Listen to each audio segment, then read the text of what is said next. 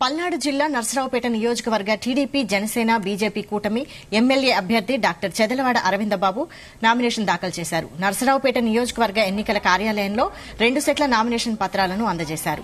Chedalavada అరవిందబాబును TDP senior నాయకులు వేములపల్లి వెంకట నర్సయ్య, మాజీ municipal vice chairman మీరవాలి ప్రతిపాదిస్తూ nomination పత్రాలపై సంతకాలు చేశారు.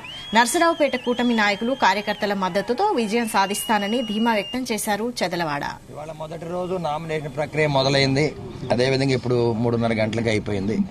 ఎంపీ శ్రీకృష్ణదేవరాయలు గారు నామినేషన్ వేయడం జరిగింది. అదేవిధంగా ఎమ్మెల్యే గారు అరవింద్ బాబు నర్సరావుపేట ఆర్డీఓ దగ్గర నామినేషన్ వేయడం జరిగింది.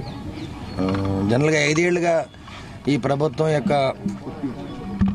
పరిపాలనకి వ్యతిరేకంగా పోరాటం చేస్తూ అన్ని వర్గాలు ఎలక్షన్ షెడ్యూల్ వచ్చిన తర్వాత అందరూ కూడా బయటకు వచ్చి ప్రభుత్వానికి వ్యతిరేకంగా ఇప్పుడు ఈ ప్రభుత్వానికి కూలుద్దామా, వైసీపీ జగన్మోహన్ రెడ్డిని గద్దె దింపుదామని ఆలోచన చేస్తున్నారు.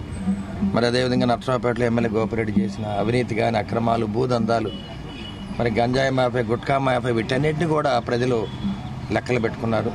తొందరగా అతను కూడా అతను 3వసారి పోటీ చేయడానికి అర్హుడు కాదు. అటువంటి అవినీతి చేశాడు.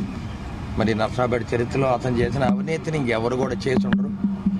ఇంతకుముందు పెద్ద మనుషులు కోడెల గారు కానీ, కాసు కృష్ణారెడ్డి గారు, వీళ్ళందరూ కూడా ఎంతో చక్కగా నర్సరావుపేట పట్టణాన్ని తీర్చిదిద్దారు.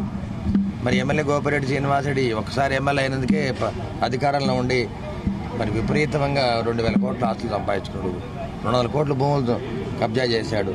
గంజాయి అమ్మాడు ఆయనే, లిక్కర్ అమ్మాడు, వైన్ షాపులో లిక్కర్ కూడా అమ్మించాడు, గోవా మద్యాన్ని అమ్మించాడు, రేషన్ బియ్యాన్ని నమ్ముకున్నాడు. నిజంగా చూస్తే కొండ కనపడితే కొండను దోవుకున్నాడు, మట్టి కనపడితే మట్టిని దోవుకున్నాడు. కొండ గుట్ట ఏది తేడా లేకుండా ఎక్కడ పడతాడు మట్టి దోవుకోవడం చేశాడు. అంటే ప్రజలు ఎలక్షన్ షెడ్యూల్ రాగానే దాదాపు 5,000 నుంచి 6,000 మంది ఉమ్మడి పార్టీలు తెలుగుదేశం